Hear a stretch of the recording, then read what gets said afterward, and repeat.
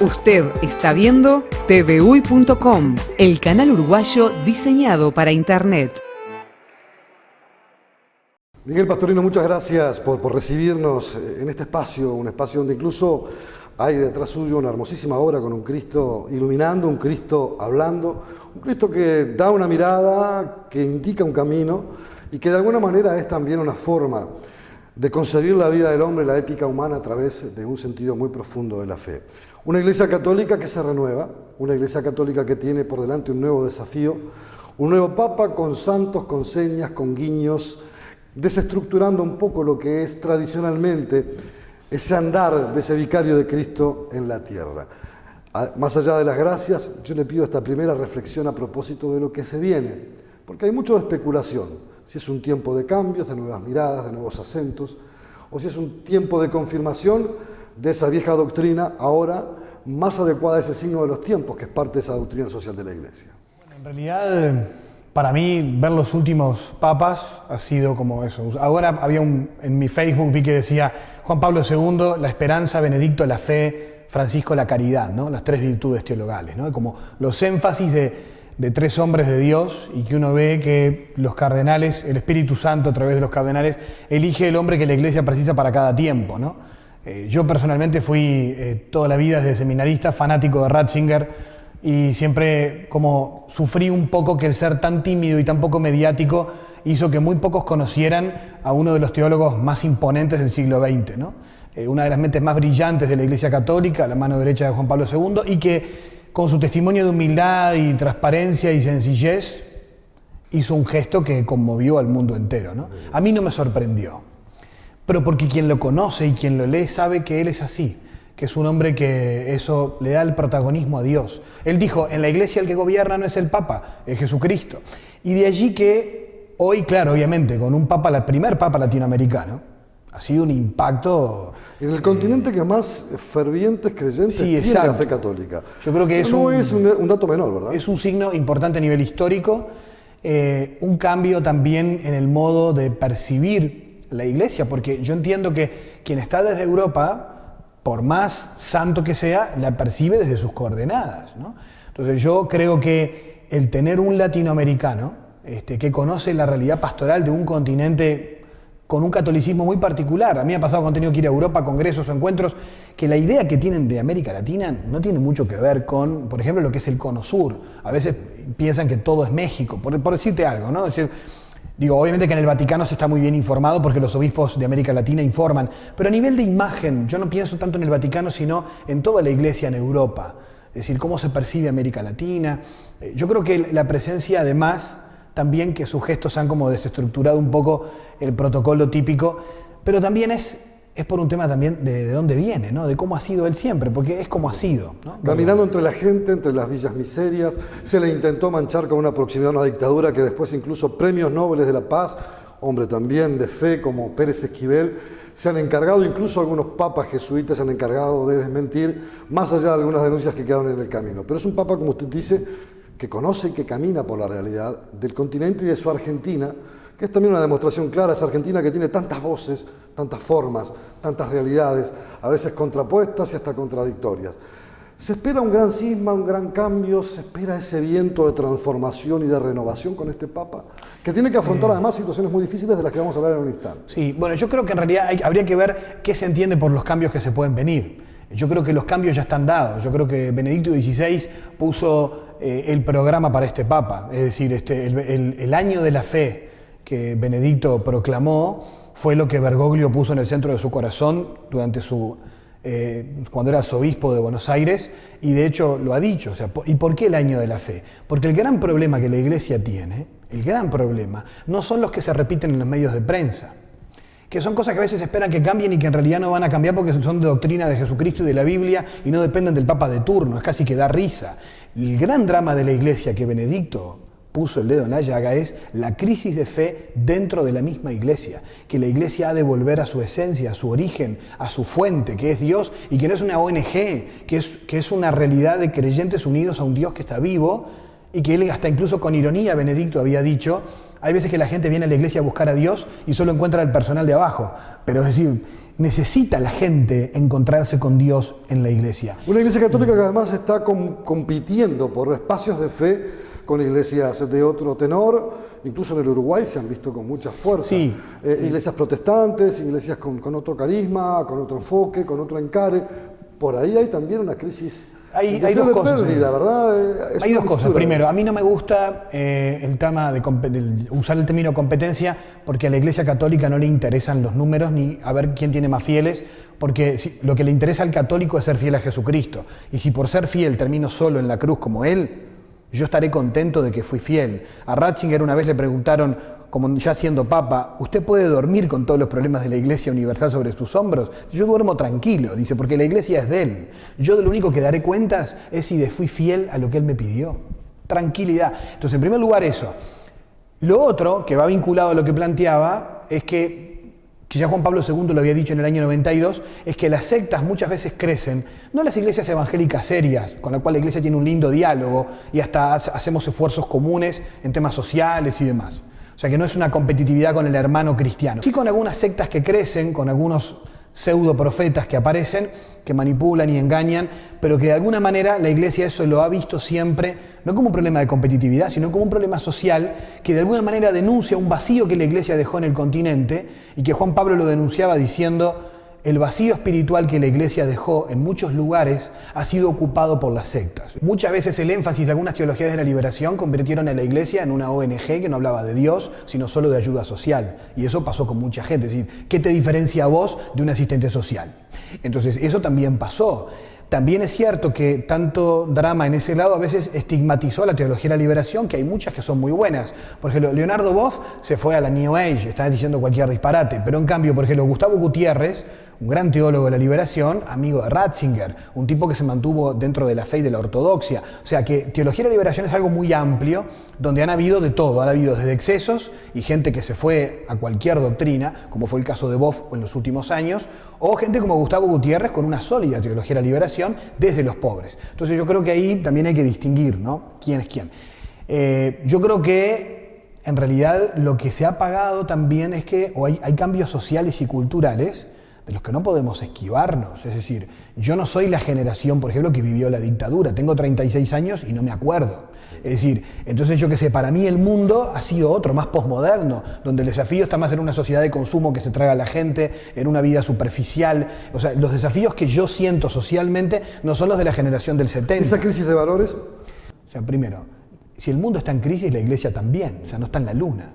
Entonces, obviamente que todo lo que está en crisis, la educación, la familia, la política, la economía, es decir, si uno mira, en realidad, la crisis de valores, no porque la iglesia ya se ha distanciado, es que en realidad la afectó también, porque el mundo tecnoeconómico ha colonizado tanto las mentes que la gente hoy vive los vínculos con valores de mercado y no de relaciones humanas. Por ejemplo, hay gente que te dice, yo dejé a mi novia porque no me era productiva la relación. Era una inversión ahora, resulta. Si vos decís, esos cambios de valores que van mutando en la cabeza de la gente, te muestran una gran crisis donde unos valores han sustituido a otros. De la satisfacción inmediata, de la gratificación instantánea, de gente que pretende ser adolescente crónico toda la vida y no tomar opciones fuertes en la vida, grandes, es decir, de un amor a medias, llenos de miedo, también por un mundo inseguro, un mundo donde todo cambia, el trabajo, el clima, la economía, todo es tan inestable que también es un tiempo distinto. No es la época de los 80, o los 70, o los 60, donde compromisos fuertes, de proyectos grandes.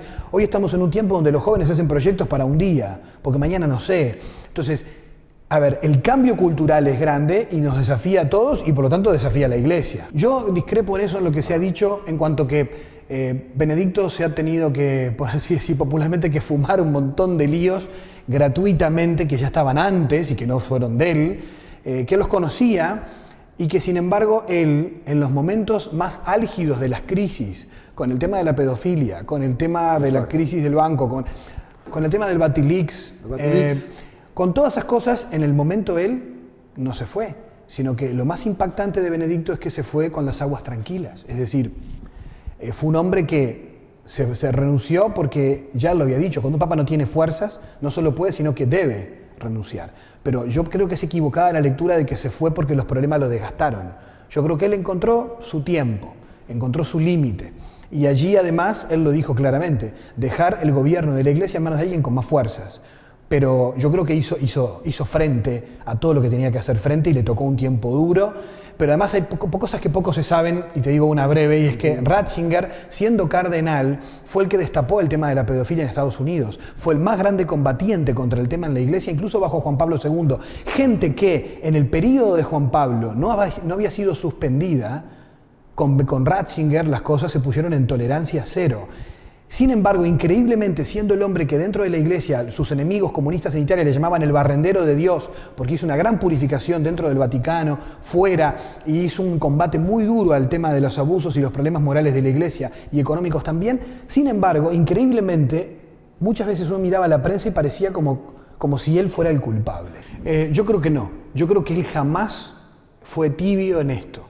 Yo creo que a él le escondieron cosas, y eso está casi que demostrado. Eso es lo que él denuncia, por ejemplo, de esas luchas intestinas dentro de la curia, dentro del juego también hay cardenalicio. cosas que a veces parecen el estilo Dan Brown. A veces la gente se imagina el grupo de cardenales como un montón de gente corrupta que se está peleando. Los cardenales son hombres de Dios, son obispos, son gente de fe. Que haya algunas personas dentro de la burocracia vaticana que obviamente hayan pensado en sus intereses muchas veces antes que en el bien de la iglesia. Lo dijo el propio cierto. Benedicto, ¿verdad? Y es cierto, porque es el pecado dentro de la iglesia. Pero también hay que sacar, yo siempre digo, la imagen al estilo Dan Brown de ángeles y demonios del cónclave vaticano, porque obviamente son gente de fe, ¿no? En primer lugar.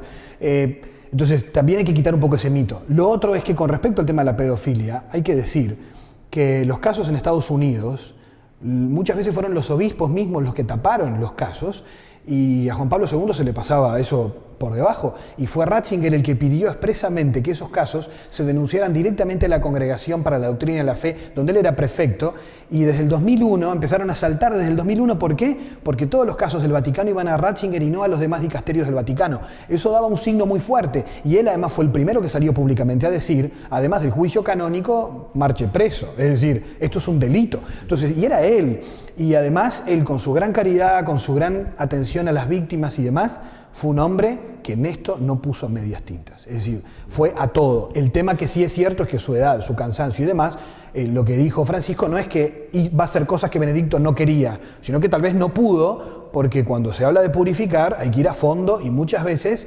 estirpar de raíz. Siguen apareciendo algunas cosas, que además también es cierto que se hizo con esto también una telenovela, ¿no? Es decir, porque obviamente que si bien un solo caso es gravísimo en la iglesia, fíjate que el número real de denuncias a Roma en total no pasaron, son tremendas, son desde los años 40 hasta la fecha, y la mayor parte ya no hay más de los años 80, no son curas de hoy, muchos de ellos fallecieron, es decir, eran de más o menos casi 3.000 casos en todo el mundo, que es un montón, pero eran de delitos morales, de abuso sexual de menores, y no eran niños. Igual es grave, pero hay que aclararlo, porque es un detalle. Eran adolescentes, que igual es un delito, pero no eran niños como la gente imaginaba. La mayoría eran adolescentes y eran casos de homosexualidad que tampoco se explicó. El 99% de las denuncias de abusos fueron perpetradas a menores adolescentes que eran varones. Quiere decir que el tema ahí era la homosexualidad, también un tema gordo, en Estados Unidos y en Irlanda. De esos casos, solo 300 en toda la iglesia y en todas esas décadas fueron abusos de menores. 300 casos denunciados y procesados. Entonces digo, de 300 casos a que la gente me diga a mí los millones de curas o los miles de curas pedófilos, claro, fue un golpe para nosotros, que también a veces tenés ganas de decir, o sea, todo bien, ¿no? Es decir, la iglesia metió con esto y ha hecho simposios, ha hecho investigaciones y ha dado un ejemplo como institución de una purificación interna que pocas instituciones que tienen estos fenómenos lo han hecho. O sea, la iglesia esto ha dado un ejemplo muy grande, pero nos ha golpeado también el mal manejo que se hizo esto en los medios, y nos ha golpeado duro, porque a mí me pasa como sacerdote, es decir, que en ese momento... Cuando le dicen que fue falta de transparencia de la iglesia, que no se expresó, porque le pasa incluso a los gobiernos, no saben a veces expresarse correctamente, no, lo que pasa o con es la transparencia del caso. Lo que pasa es que el problema, como dijo el portavoz del Papa, a veces te enterás vos como sacerdote primero por los medios. O sea, porque saltó algo allá y te avisaron y vos, ¿qué iba a decir? Y yo qué sé si acabo de enterarme. Es decir, a mí también me golpeó, a mí también me dolió, a mí también me molestó, a mí también me hizo embroncar toda esa situación. Porque no es que a nosotros lo teníamos cubierto, es decir, te duele. Pero y eso es lo que hace que también la lenta reacción de la iglesia ha sido también porque a ella misma la sorprendió. Y eso es lo que también hay que decir. Cuando hablamos de esta iglesia que camina en la tierra, con pasos firmes, con la conciencia del hombre, mirando su problemática, que va desde la extrema pobreza a la sociedad de hiperconsumo, donde hay pérdida de valores, de fidelidades, de lealtades, de dignidades. ¿Cómo va caminando la Iglesia uruguaya en ese contexto? Uno piensa, por ejemplo, en ejemplos muy clásicos. Piensa, por ejemplo, en el Padre Cacho, metido en esa pobreza extrema, como Bergoglio ha caminado por las villas miserias de la Argentina, junto con el Padre Mojica y algunos otros sacerdotes. Pero ¿por dónde va esa pastoral uruguaya? Te la dejo planteada para después de la pausa. Dale. Solo a través del correo uruguayo podés mandar una pecera para tarariras. ¿Una pecera para tarariras? No, una pecera para tarariras, Colonia. Ah. El correo uruguayo llega hasta donde quieras.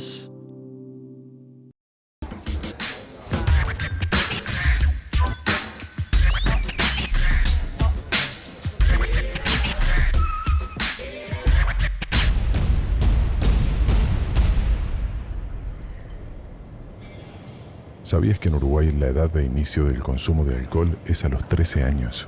A menor edad de inicio, mayor posibilidad de tener problemas con el alcohol. Conectate con tus hijos. Cambiar es posible. Junta Nacional de Drogas, Presidencia de la República.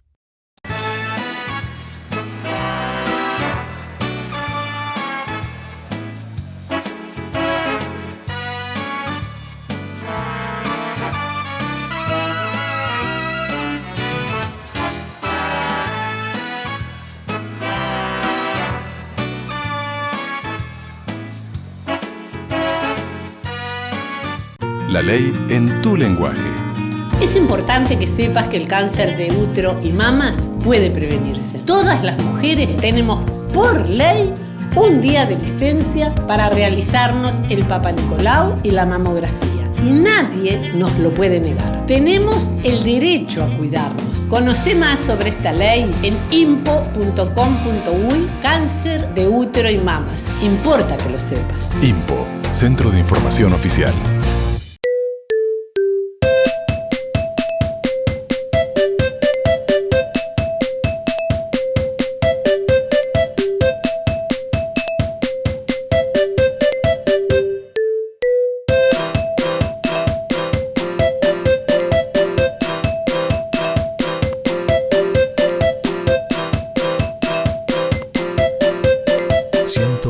Días de vacaciones, fines de semana. Tenés todo un país para disfrutarlos.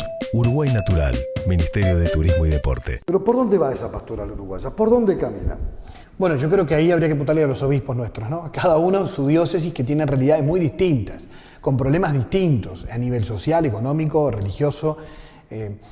Yo lo que veo es que la riqueza de la Iglesia uruguaya es que, por ser un país con un Estado laico, la Iglesia uruguaya, yo que he tenido la posibilidad de ver la Iglesia católica en otras coordenadas también de nuestro planeta, es de ver que nuestro perfil es muy bajo, ¿no?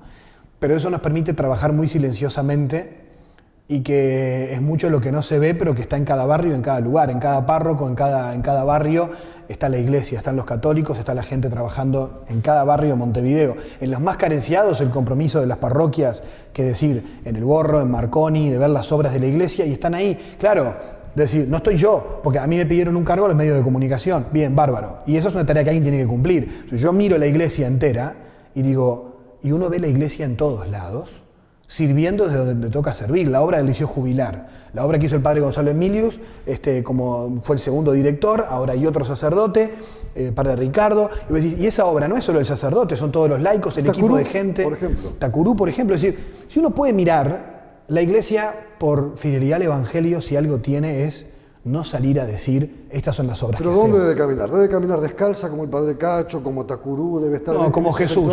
Como Jesús caminó también. Como Jesús descalzo. caminó entre los pobres y comía con los ricos. O sea, el amor de Dios no excluye a nadie, no hace opciones exclusivas, ¿no? Sino opciones que no excluyen, pero que no son exclusivas. O sea, la iglesia entera no podría dedicarse a una sola cosa, porque es llevar a Jesucristo a todo lugar y a todo ambiente. Por ejemplo, una pregunta que podría hacerse: ¿por qué los medios de comunicación? La iglesia, ¿por qué tiene una radio?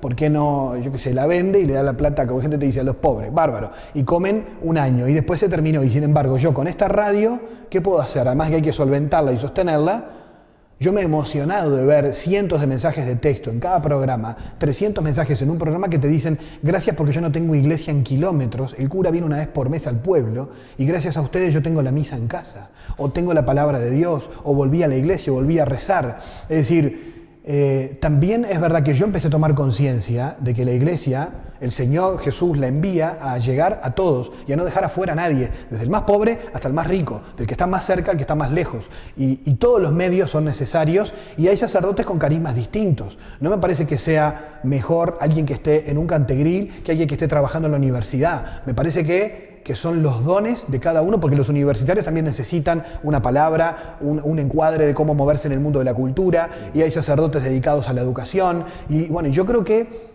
y laicos también, o sea que los cristianos es eso, es la sal de la tierra que tiene que estar. Pero usted sabe que a veces cada congregación pone acentos diferentes. Sí, pero aún así, por ejemplo, Leo, dentro de cada congregación también hay carismas distintos. Por ejemplo, los salesianos, tenías un padre Cacho, un padre Mateo, es decir, tenés sacerdotes que, por ejemplo, como Marcelo Fontona en el ámbito de la educación, es decir, vos conocidos mediáticamente, vos decís, bueno, y han hecho trabajos distintos, y son de la misma congregación, jesuitas, por ejemplo, ¿no? O franciscanos, que no todos han hecho lo mismo. Mucha gente se vuelca más a esa identidad, de verlos en los lugares más necesarios, donde más la palabra o la ayuda, no solo palabras, sino también esa acción. Por eso digo a veces, ¿cómo hacer compatible? No, lo que pasa es que ahí tenemos un peligro en la iglesia, y es la reducción sociológica de la misión de la iglesia. Parece que, por ejemplo, es más ayuda si es ayuda social. Y yo te digo, como sacerdote tengo 5 años de cura y medio, y me he dado cuenta que los dramas las heridas más grandes con las que he tomado contacto y he podido sentir cómo Dios puede ayudar a alguien, no siempre han tenido que ver con dramas de tipo económico. ¿Te peleas con Dios? ¿Te peleas con Dios? Te hago esta pregunta porque hace algunos años... ¿Si me peleo? Sí. Me tocó hacer una entrevista similar con el padre Perico Pérez Aguirre. Y hablando un poco de su fe y de su sublevación, cuando había ciertos grados de injusticia que a veces él veía que con la palabra de Dios no llegaba, él decía, a veces lo interpelaba a Dios, y que se peleaba. El resultado era que, decía Perico Pérez, siempre salí muy maltrecho porque Dios me ganaba. Pero en tu caso personal, en tu experiencia personal, en esta vocación intensa, profunda, cuando se dan este encuadre de cosas, cuando se ven estas cosas, hay una pelea con Dios, hay un reclamarle, ¿por qué te llevas esta vida tan joven, tan llena de nutrientes, tan llena de vitalidad? ¿Por qué esta pobreza extrema? ¿Por qué este grado de injusticia que no puedo resolver? Como humano no, pero con la ayuda y el aliento del Espíritu Santo tal vez sí. ¿Cómo es esa relación tuya con esa fe, con esa iglesia, con esos niveles de militancia distintas? Bueno, te lo cuento en 2 etapas. La primera es que sí, todos, cuando vos con los que querés te peleás, ¿no? Si te amás en serio, te das un par de trompadas, o sea, pero en el buen sentido, ¿no? O sea, con Dios yo creo que uno tiene la confianza de poder pelearse, porque si no, no tiene una relación auténtica, ¿no? Es cierto que siempre gana, pero también ¿por qué y de qué manera gana? Yo he aprendido, y te cuento con 2 anécdotas que creo que pueden ejemplificar esto. La primera es que a veces a mí me duele cuando pasa algo malo, algo horrible, una muerte de un ser querido, una persona joven. Murió una amiga de 22 años hace pocos años, que había tenido su hijo, tuvo un problema en el embarazo y ella murió, el hijo nació. Y todos decían, por ejemplo, bueno, pero... Y vienen y te dicen la clásica, por algo Dios se la llevó. Y te dan ganas de decirle, ¿por qué no te lleva a vos? O sea, ¿por qué me respondes eso, no?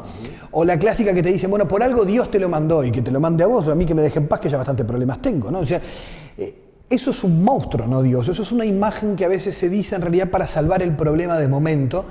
Y yo creo que en realidad, si yo creo que Dios es Jesús de Nazaret y que Él es Dios en persona, ¿dónde estaba Dios cuando crucificaban a Jesús de Nazaret? Dios estaba colgando de un palo con 3 clavos, desangrándose.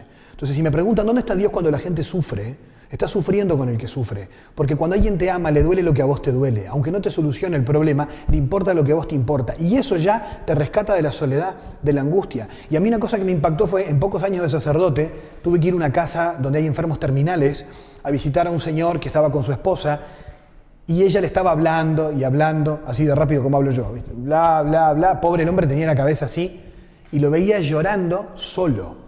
Era la angustia de que la mujer le decía, te vas a poner bien, ya vas a salir de esta. Y era mentira, porque no era verdad. Yo entiendo la impotencia de la pobre mujer, no sabía qué decirle. Me quedé a solas con él, rezamos, celebré la unción. Y cuando me iba, había una pareja que ni me registró. Y los veo y estaban los dos mirándose, sonriendo. él también con cáncer terminal. Estaban llorando y sonriendo. Y vi una felicidad en esas caras, que yo quedé emocionado porque dije, ¿qué les pasa? Y me fui pensando, diciendo, claro, esta mujer lo rescata porque el cáncer es como que lo tienen los dos.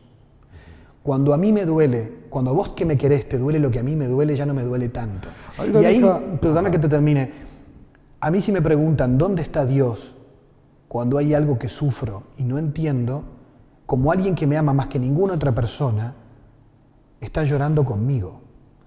A mí no me gustan cuando vienen con las respuestas hechas de un Dios que, bueno, por algo... Este es un valle de lágrimas, así se nos ha enseñado siempre. El hombre viene a un valle de lágrimas, y yo escuché a un cura hace algunos años, que ambos conocemos, el padre Pablo Sánchez, me dijo, no, este mundo se viene a ser feliz. Me sorprendió la respuesta, porque tradicionalmente uno escucha una doctrina de que este es el valle de lágrimas, el valle del pecado, acá venimos a limpiar nuestros pecados y venimos a sufrir. Bueno, lo que pasa es que ¿Ha cambiado esa cosmovisión? Sí, lo que pasa es que esa expresión en realidad es una expresión de una oración perteneciente a un modo de ver las cosas medieval, pero que obviamente nunca fue doctrina. Es decir, la doctrina de la iglesia es siempre la misma, no ha cambiado. O sea, la fe de la iglesia es la misma. Lo que cambia es el lenguaje, y a veces el lenguaje son imágenes. Es decir, las imágenes que usas para hablar de la fe, por ejemplo, cuando se habla del cielo, de la vida eterna. Si yo hablo del cielo y de la vida eterna, hay gente que se imagina un tipo arriba de una nube tocando el arpa. Pero esos son dibujitos animados. O la gente imagina a Dante y la Divina Comedia. Pero la doctrina de la iglesia siempre fue la misma. ¿Qué es la vida eterna? ¿Qué es el cielo? Es estar con Dios y tener una felicidad plena. Ahora, claro, la felicidad que vos te imaginás no es como me la imagino yo. Y a lo largo de la historia, la cultura y el arte, también se ha pintado el modo en que cada época concebía la vida, el mundo. Y sí, eso ha influido. Pero claro que se viene a esta vida a ser feliz. Ahora, sé feliz amando. Y una cosa, al que ama, sufre. Y mucha gente tiene miedo a amar porque tiene miedo a sufrir. Sin embargo, la única manera de ser feliz es amando. Y en una cultura que todo lo quiere anestesiar, la gente prefiere no amar para no sufrir, pero en realidad el secreto de ser feliz es que la felicidad no es la ausencia de dolor, no es la ausencia de sufrimiento. La felicidad es amar y ser amado. Entonces, cuando yo entiendo eso, entiendo que esta vida vine para amar y para ser amado, que soy amado por Dios antes de nacer y que por lo tanto yo puedo amar y amando soy feliz. Y esa es la razón de la vocación del sacerdote y del matrimonio, es decir, la vocación es una vocación para amar. El que no sirve para amar no sirve para nada, ni para cura ni para padre de familia. ¿Por qué no amar a una mujer? Y la dejo planteada la pregunta. ¿Lo qué? ¿Por qué no amar a una mujer? Y la dejo celibato. Exactamente, la dejo planteada para después de la pausa. Dale. Solo a través del correo uruguayo podés mandar una pecera para tarariras. ¿Una pecera para tarariras? No, una pecera para tarariras, Colonia. Ah. El correo uruguayo llega hasta donde quieras.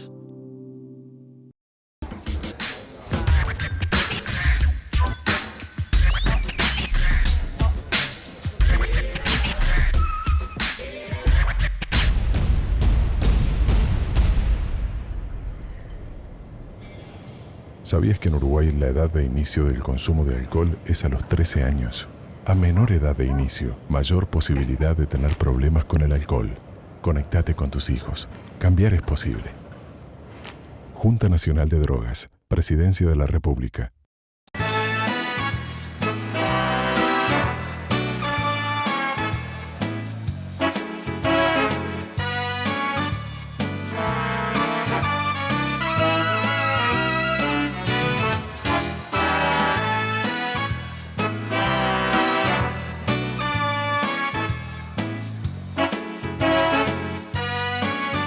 La ley en tu lenguaje. Es importante que sepas que el cáncer de útero y mamas puede prevenirse. Todas las mujeres tenemos por ley un día de licencia para realizarnos el Papa Nicolau y la mamografía. Y nadie nos lo puede negar. Tenemos el derecho a cuidarnos. Conoce más sobre esta ley en impo.com.uy, cáncer de útero y mamas. Importa que lo sepas. IMPO, Centro de Información Oficial.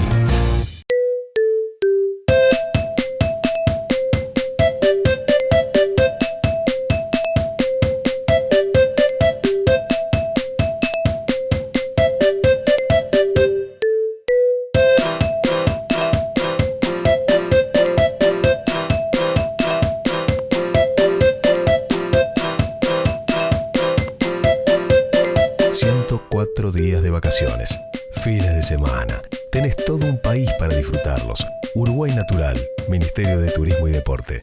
Planteada la pregunta, ¿este mundo se viene a amar? También se viene con una libertad dada por Dios, aunque a veces la libertad no aparece en nuestras manos. Pero, por ejemplo, ¿por qué el celibato es necesario? ¿No sería mejor un sacerdote, como tienen iglesias protestantes, con su mujer, con su familia, que puede comprender más y mejor la vida del hogar? ¿Es necesario pasar por ese cercenamiento de ciertas facultades humanas? Bueno, en realidad no es que uno entienda más estando casado, porque uno no nació de un aljibe. Entiende, ¿no? Un poco más. Digo, pero para ver eso, ¿no? La cosmovisión, es decir, de la uno brota y además, yo confesando, a veces me doy cuenta que termino sabiendo más de familia que los asesores o consultores que a veces, porque uno está todo el tiempo sufriendo con la gente, ¿no? O sea que en realidad no hay que saber no hay que saberlo todo para poder dedicarse, uno tiene que dedicarse a todo, sino, ¿no? O sea que en realidad eso no. El tema también es que el celibato no es por una razón de que, le falte tiempo al sacerdote. En realidad es un tema que es difícil de entender, porque a veces se piensa que es eso, que es como un recorte. Nadie te puso un revólver en la cabeza, o sea, vos decidiste. Y es una manera de amar. Si no se lo entiende así, entonces sí es una represión. ¿Y te has sentido tentado?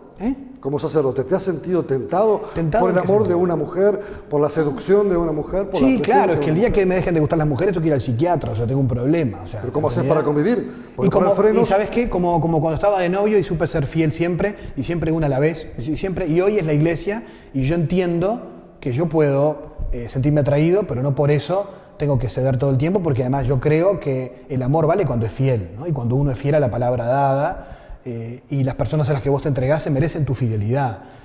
Yo creo que ahí es donde también uno tiene que ser coherente, y hay casos de sacerdotes que han dejado, y no por eso se le condena, porque se dio cuenta que se enamoró, y te puedes enamorar muchas veces en la vida, pero puede haber una que te diste cuenta que era la definitiva y la persona hizo su camino. Pero de todas maneras, el celibato, la razón de ser, no es de una especie de salirse del mundo, porque el sexo no es malo en la visión cristiana, es algo bueno y muy bueno. ¿Pero solo para concebir o también para tener placer?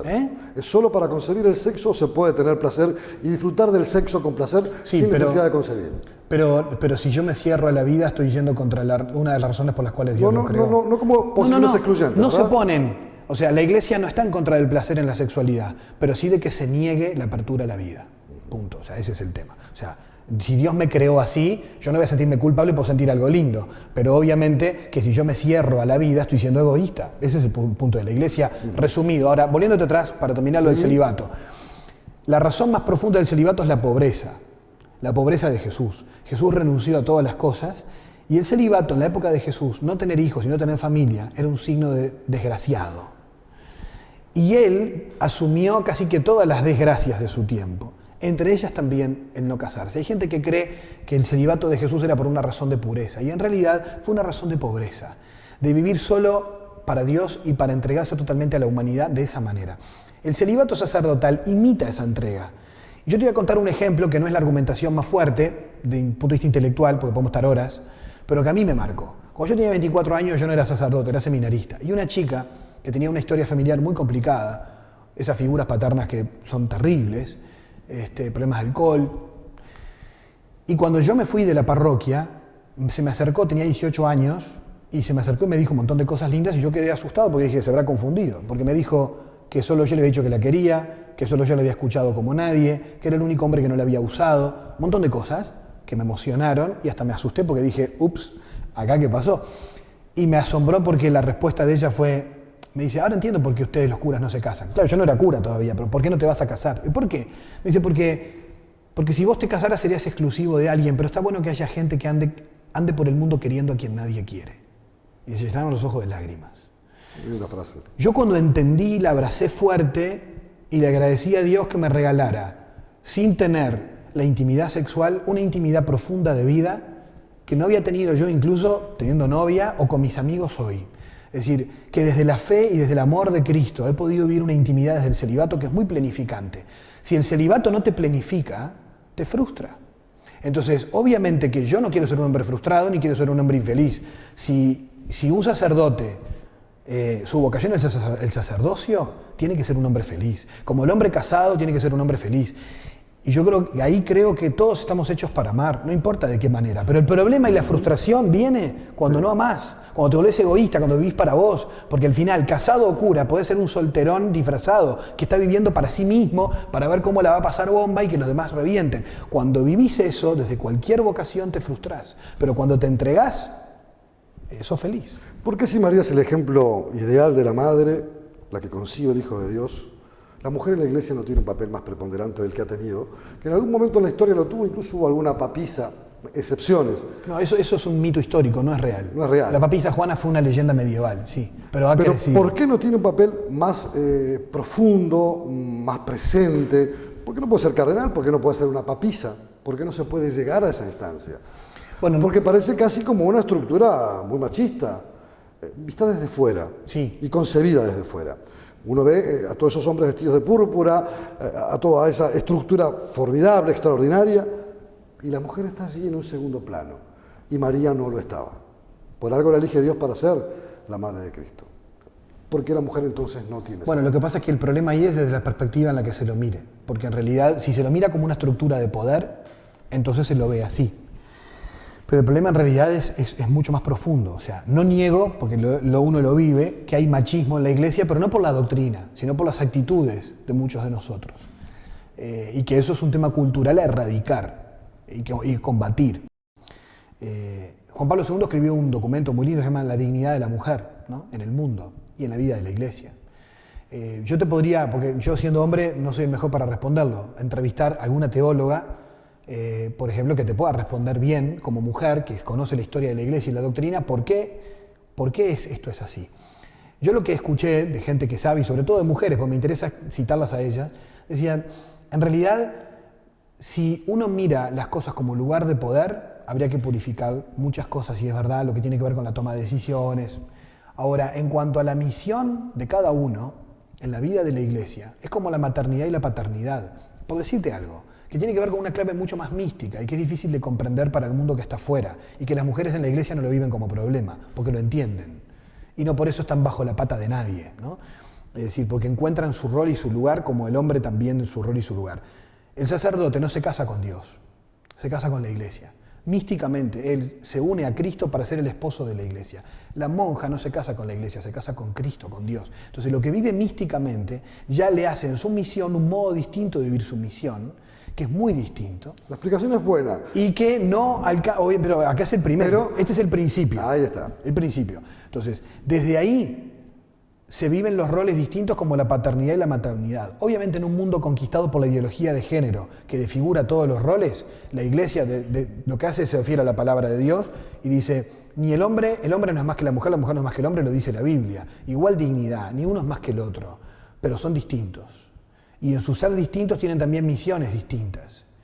Y en esas misiones distintas, también dentro de la misma iglesia, Jesús tenía discípulas como María Magdalena, Susana, María de Betania, y sin embargo eligió 12 apóstoles. Y la iglesia, la razón de fondo, si querés que no la va a entender nadie, la razón que todo el mundo te va a explicar es el sacerdocio y el episcopado. Son hombres porque es el signo que Jesús eligió en los 12 apóstoles, en una cultura donde él también tenía discípulos y no era normal. Y entonces, en fidelidad a ese gesto se mantiene ahora. En la iglesia primitiva, por decirte algo, habían casas donde eran las mujeres, las líderes de la comunidad, y el sacerdote celebraba la misa. Pero o sea, que hay una confusión en el tema gobierno y en el tema tareas espirituales. Y yo creo que en eso sí pueden haber cambios a futuro, pero no hay que... No es un patrimonio exclusivo de la Iglesia Católica. Uno mira otras religiones y en líneas generales se ve, más allá de ciertos roles un poco más acentuados, pienso en los judíos con el rol de la madre, pero de repente en el rol de conducción religioso no es la mujer, sino que es el hombre. Aunque es una sociedad en teoría matriarcal. Sí. Pero no es el ejemplo común. De todas maneras, la explicación creo que es entendible. O sea, es entendible aunque no va a estar de acuerdo quien no pertenece exactamente. Y la última pregunta ya para ir rematando este encuentro. Estamos ya en la Semana Santa, una semana de mucha intensidad, de reflexión, o sea, volver sobre uno mismo, mirarse, pensarse. Y para el que es creyente, mirar hacia Dios y mirarse hacia Dios desde adentro. ¿Cómo debe mirarse?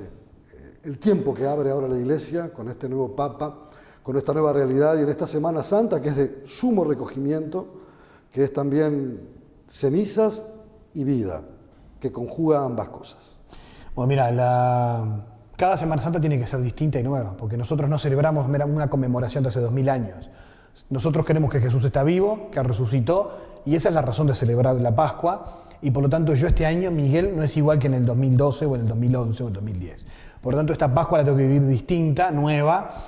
Las celebraciones ayudan, el Viernes Santo, la Vigilia de Pascua, pero yo me gustaría compartir lo más importante, y es el núcleo. ¿Cuál es el sentido de celebrar la Pascua? ¿Por qué feliz Pascua? ¿Por qué la gente se regala huevo de Pascua, esto, el otro, festejan, van a la misa?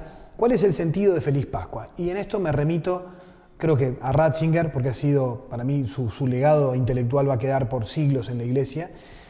Él le explicaba de un modo muy sencillo las cosas de la fe, y muy profundo. Él decía, ¿por qué tenemos que estar contentos en Pascua? Dice, si Cristo resucitó, bien por Él, ¿a mí qué me cambia? Hoy, 2000 años después.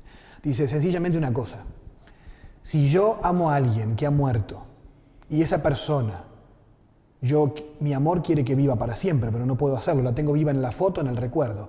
Pero si yo tuviera el poder que tiene Jesucristo de dar vida al que ha muerto, ¿a quién le darías la posibilidad de volver a vivir? Sin duda a alguien a quien quieras volver a abrazar, a alguien a quien quieras volver a tener contigo. Dice, pero tu amor no es capaz de hacer eso, el de él sí. Y si él entonces, si creemos que Jesús resucitó y está vivo, hay una buena noticia, él ama más a esa persona que vos. Si alguien quiere que viva para que le vuelvas a abrazar es él. Por eso feliz Pascua, porque si Cristo resucitó, la última palabra no la va a tener la muerte. O sea, ese es el mensaje central de la Pascua y es lo más importante. Benedicto tiene la facilidad de decir las cosas con mucha sencillez y con mucha profundidad para que no se nos quede en el folclore de qué lindo de feliz Pascua. No, esto es mucho más hondo, porque el cristiano es una persona feliz porque el amor es más fuerte que la muerte. Y yo creo que en eso es desearle feliz Pascua a todo el mundo, es decirles feliz, ojalá descubras que el amor es más fuerte que todo, ¿no? Aunque duela, es más fuerte que la muerte. Así que felices Pascuas para todos, aprovecho.